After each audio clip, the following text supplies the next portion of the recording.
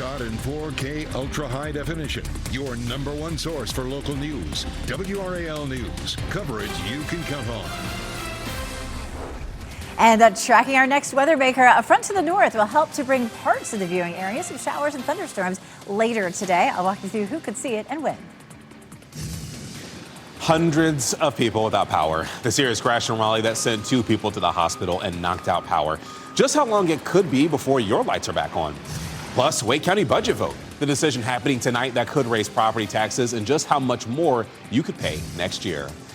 Well, there's plenty going on that we want to catch you up with, including what you missed while you were sleeping. We'll go ahead and start this morning on WRAL News here this Monday. I'm Chris Lovinggood. Let's go ahead and swing into weather with meteorologist Elizabeth Gardner because we want to talk about that next weather maker. I know you've been keeping your eye on the potential for rain. When and where can we see that? So it's likely to be late afternoon in our southern counties, and your eye's probably drawn to the rain that's sitting offshore. That's not necessarily what's going to happen here. We have a front that's up to the north. We call that a backdoor front. If it doesn't come from the west, it comes from the north. We call it a backdoor front, and it's likely to slide southward and interact with some moisture that is streaming north, and that could easily end up bringing us a chance of some scattered showers or thunderstorms. It's a small chance, just a 30% chance in the afternoon and into the early evening, and our southern counties are really probably the only ones that will be affected by this. It's fairly cloudy this morning. There are some holes out there, but we do have the top of the tower lit in purple for some clouds this morning. We take a live look at Southern Pines, where our temperatures are pretty warm, mainly in the 60s. 61 Roanoke Rapids, Southern Pines at 68,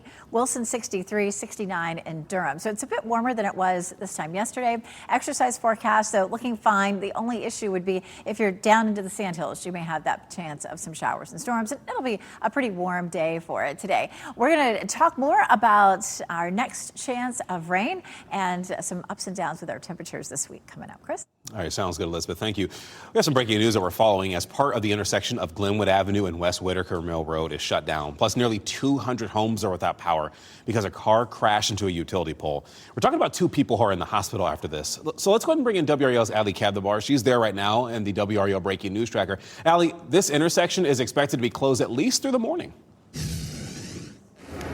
Yeah, the estimated restoration time is around noon, Chris, and we have seen a little bit of progress just within the past 30 minutes. We saw a tow truck pull a car away from the scene, but you can see that this traffic light here, it is out, and you can see also those wires hanging down and caution tape around the area.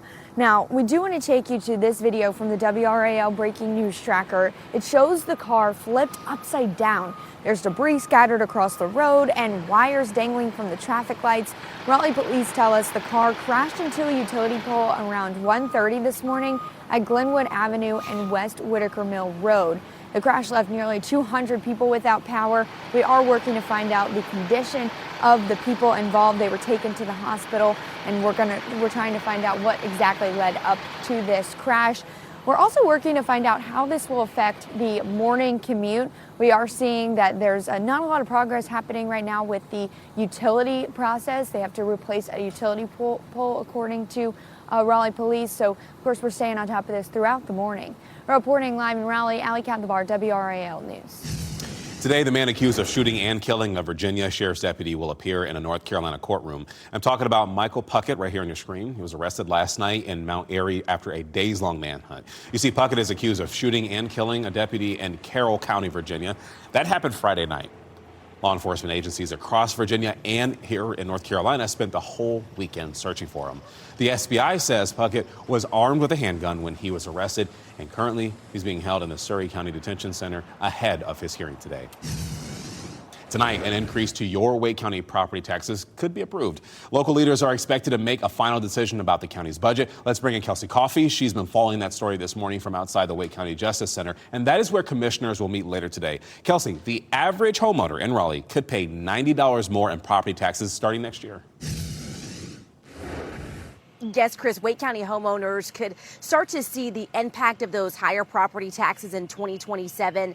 Tonight, Wake County leaders will be meeting here inside the Wake County Justice Center to make that final decision. Wake County Manager David Ellis proposed a $2.3 billion budget. It comes with a 2-cent property tax increase. That would mean the average homeowner in Raleigh would pay $90 more. Earlier this month, Ellis called the upcoming fiscal year, quote, the most challenging one yet. He said without the extra revenue, the county would need to make significant cuts, including slashing funding for education, reducing operating hours, or scaling back program investments. Leaders are expected to make their final decision today at 5 o'clock. Kelsey Coffey, WRAL News, live in Raleigh. Also happening today, Raleigh City Council will meet to discuss the city's budget proposal for next year. The plan closes a $13 million budget gap, and it includes a proposed 1.7-cent property tax increase. It's about $67 a year for the average homeowner. Investments include public safety, affordable housing, transportation improvements, and continued free downtown parking. The council will meet today at 4 p.m., and they'll hold a public hearing on the budget tomorrow night, and that's at 7 p.m. Oh, yes, the countdown is on for the Stanley Cup final. The Hurricanes will face the Vegas Golden Knights tomorrow night at Lenovo Center in Game 1. And as the excitement for the game grows, so does the frustration about ticket prices. That's because as of this morning, only resale tickets are available via Ticketmaster. Most tickets for Game 1 are well beyond $1,000, even for seats in the highest sections. I'm talking nosebleeds, folks. When we asked about bots and how ticket sales are monitored, they told us they're shutting down 20 billion bots a month, up 20 times since 2022. Hurricane CEO Brian Fork told WRAL there is a 4-ticket limit per purchaser for each game, and they, quote, diligently monitor the sale process to ensure tickets are securely purchased by fans. Tens of thousands of people got on the website over the weekend to try to get tickets, and people we spoke with say they were absolutely stunned by the high prices. The organization, the Hurricanes organization as a whole, I think it's irresponsible of them to not make that more accessible to working class families in the Triangle. Sports should be bringing people together. They're not something that only the wealthy can afford. Yeah, the argument some people are making is you shouldn't have to take out a loan to see this. Well, we reached out to the North Carolina Attorney General's office. We asked, has the AG's office received any complaints from fans about the ticket buying process? And is the AG's office currently looking into any of those complaints? Now, mind you, the tickets were made available over the weekend, so we are hopefully trying to see if they will respond to us today. Here's a full schedule for the Stanley Cup final. Go ahead and mark your calendar, folks. The first 2 games will be at Lenovo Center tomorrow and Thursday. Then the teams will travel to Las Vegas, where the Golden Knights will have home ice for games 3 and 4. The Canes shared on X. They will host watch parties for all road games for the Stanley Cup final at Lenovo Center. And if the series continues after those first 4 games, well, it could all come down to a Game 7 at Lenovo Center on Wednesday, June 17th. And downtown Raleigh will also host official Hurricanes watch parties in Moore Square for games 1 tomorrow and 2 on Thursday. The events begin at 7 p.m., and fans are encouraged to wear red and cheer on the Canes in their quest for the Stanley Cup. Folks, you can count on WRAL for complete team coverage of the Stanley Cup final. Tomorrow, we're going to take you live to Lenovo Center throughout our evening newscasts and after the game, both on air and online. And there's so much more Carolina Hurricanes coverage on the WRAL YouTube channel. We have a playlist of the team's run up to the final. It includes post-game interviews, reaction from fans, and analysis from our sports team. A person is recovering in the hospital this morning after a shooting in Fayetteville. The WRAL Breaking News Tracker was at that scene last night on Cowan Street. That's where investigators were gathering evidence. Authorities say one person was shot, but that person's expected to live. So far, though, no word on any arrests made. And firefighters are investigating after a house fire in Raleigh. This is video from around 9 last night on Gorman Street. The fire was put out and no one was injured. But what started that fire, that's what's being investigated right now. NC State is moving forward with plans to tear down Poe Hall. Starting this week, fencing will go up around the building and teams will prepare for demolition. This is happening after years of concerns about toxic PCB contamination found inside. The university says that it has received EPA approval for the plan, and Poe Hall will be replaced with a new home for the College of Education.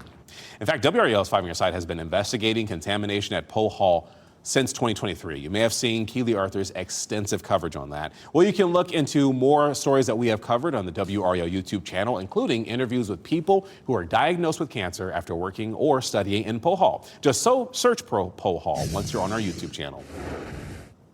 A Shelby police officer is out of a job after he repeatedly punched a woman during an arrest. I want to warn you, we're going to show you the video, but it is disturbing. This happened Friday when officers encountered a woman during an investigation. She was described as suspicious, and the police chief called the officer's action disturbing and inappropriate. You can see right there the punches being blown. They have yet to release the name of the officer and the woman who was charged and arrested with breaking and entering, assault on a government official, and resisting arrest. The American Red Cross is urging you to go out and donate blood. You see, the Red Cross says there is an increase in serious injuries between Memorial Day and Labor Day, including a 30% increase in teen-involved deadly crashes. They say 90% of their blood donations come from scheduled donations. However, less people are showing up. Fewer, in fact, are showing up, hurting their supply. Ellen Gorham is the executive director of the Greater Triangle Area chapter of the American Red Cross, and she said that if you're uncertain about donating blood, it's easier than you think. It's really simple. It takes less than an hour. The most difficult part is probably right when you sit down, but otherwise, it's a great experience.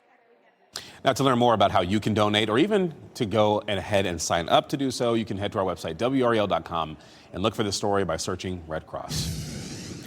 Tonight, the final 6 teams in the soccer tournament will compete for 3 $1 million prizes. In the mixed division, Sneaky FC will play the Palouse Hawks in the women's division. We know that it's Simply Football FC versus the Iowa Demon Hawks, both teams making their TST debut this year. And in the men's division, the runner-up, Pumas de Alabama, will play Hernandez United. Gates open at Wake Med Soccer Park in Cary, and that is at 4:30 p.m. with the first game starting at 6 p.m. It's 4:41 this Monday morning. From old to new, how abandoned factories are finding a new purpose in the world of AI. And playing for good, the winner of this year's UNC Health Championship, how this tournament goes beyond the green to help people in need. And some clouds out there for this morning, but we're not expecting rain to start with. Part of the viewing area, we'll see some thunderstorms later on today. We'll walk through that coming up.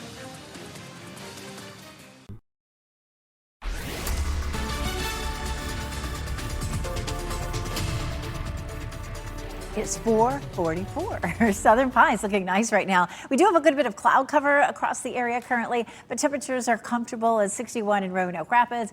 It's 68 in Southern Pines, 63 in Goldsboro, 69 degrees in Durham. And it's pretty comfortable at the moment. We may end up with a bit more humidity this afternoon because we have a front that's going to come through.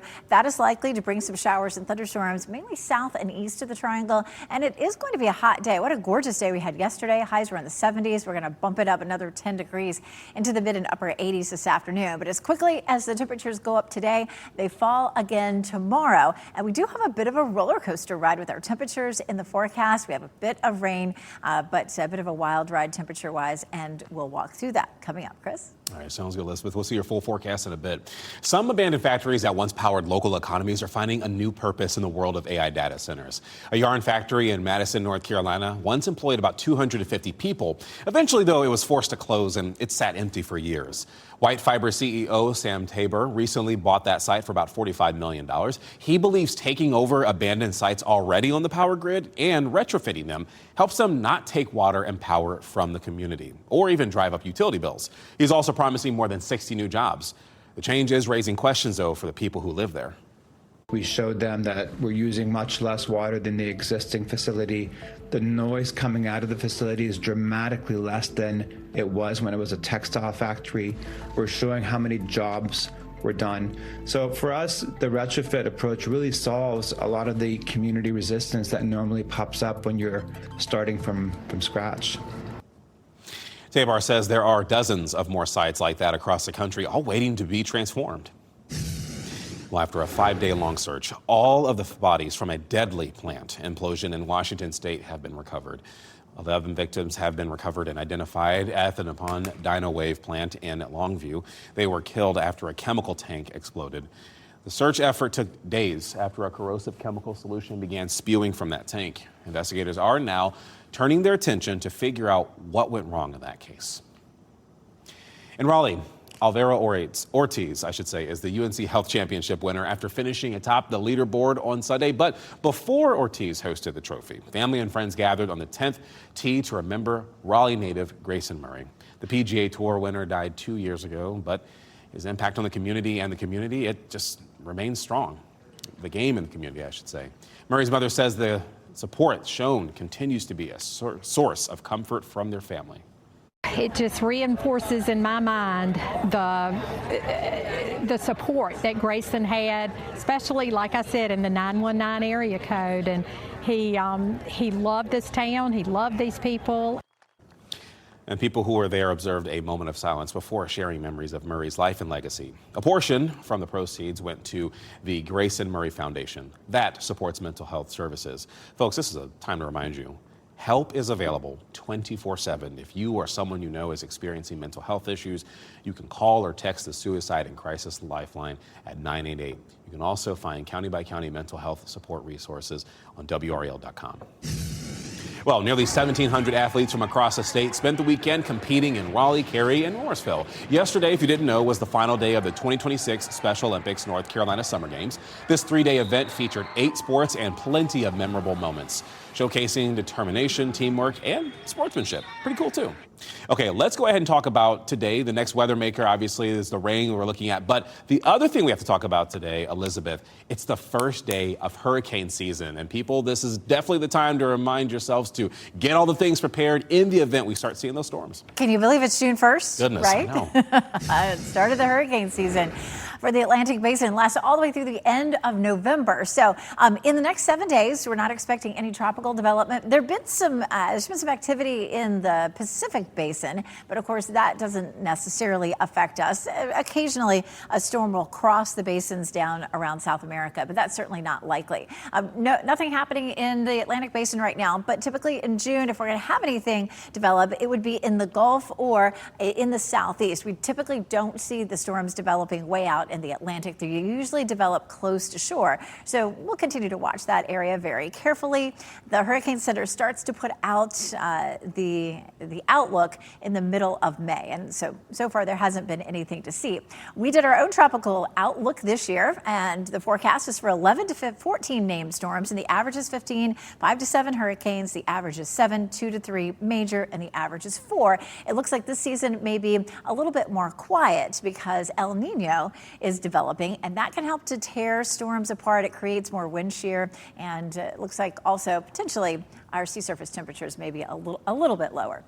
Looking at gray skies right now, 69 is the temperature in the triangle, 58 is our dew point, so that's nice and low. So it feels comfortable as you're heading out the door. And the triangle temperatures are mostly in the mid to upper 60s, and that's going to be about 5 to 10 degrees warmer than it was this time yesterday.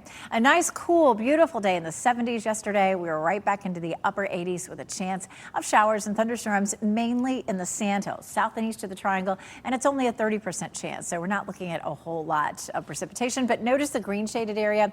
That's where the dew point, or that's where the moisture is highest. We'll have high pressure that builds down in the next 24 hours and really starts to push that away. So a nice cooler day for tomorrow, which is going to be wonderful for everybody heading out to tailgate for the hurricanes. Look at this. We drop down to refreshing tomorrow, and it stays that way through Thursday. So the first game, Tuesday versus Las Vegas, it's going to be gorgeous. 6 p.m., 74 degrees, and at 8 p.m., 70. So good looking weather for tomorrow, as well as Wednesday and Thursday. After that, we don't have much rain in the forecast, but boy, some summertime heat arrives by Friday. Chris? Oh boy, 90s. Goodness gracious. All right, thanks, Elizabeth. Your time right now is 4:51.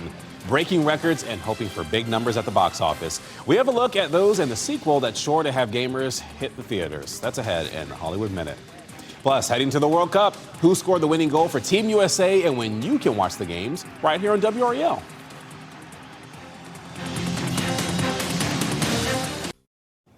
So you may hear the words stress and burnout and think, well, these are the same thing. Well, not necessarily. Experts warn that burnout signals a deeper level of disconnect. With stress, you could have difficulty concentrating, but could solve it by feeling a change of habits or even maybe a good workout.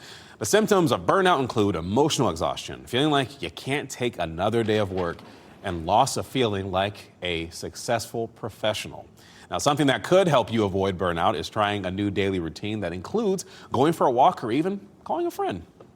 All right, the movie Backrooms is the #1 movie in the country after a big debut weekend. Rick Damigella has that story and more in the Hollywood Minute. Look, I know how this sounds, but you gotta understand, it's massive in there. Backrooms debuted to more than $81 million in its opening weekend. Its 20-year-old director Kane Parsons is now the youngest filmmaker to reach #1 at the domestic box office. Prior to the film's opening, he indicated the story goes beyond the film. Narratively, an outline exists and has existed since 2022, and I would say everything that's happened thus far has all been in accordance with that outline. So it's, I can't speak to exactly what's going to happen in the future, but narratively, there's a thing to unfold there. Halt! Who goes there? Whoa, whoa, whoa. I come in peace. More box office news as Deadline reports Toy Story could clean up. Deadline predicts Toy Story 5 could open to $150 million at the North American box office. If it happens, it could mark a new franchise record. Anything you can dream about, you can create. A Minecraft movie's new name. Warner Brothers has announced the sequel to the 2025 game-to-movie adaptation will be called A Minecraft Movie Squared. It's scheduled to hit theaters July of 2027. In Hollywood, I'm Rick Damigella. Well, Team USA took home the win in the last game before the World Cup right here in North Carolina. We played against Senegal in Charlotte. Christian Pulisic scored the first 2 goals for us. Senegal tied it up, though, at 2. But in the end, it was Folarin Balogun who scored that winning goal for us. You can watch the FIFA World Cup starting June 11th. That is WRAL on Fox 50 is where you can watch that. Team USA is set to play Paraguay on June 12th. It's 4:57 this morning. Major outage. The crash that sent 2 people to the hospital and put hundreds of Raleigh residents without power. When you could see your lights back on. Plus, county budget vote. When Wake County residents could learn if they're paying more in property taxes and just how much.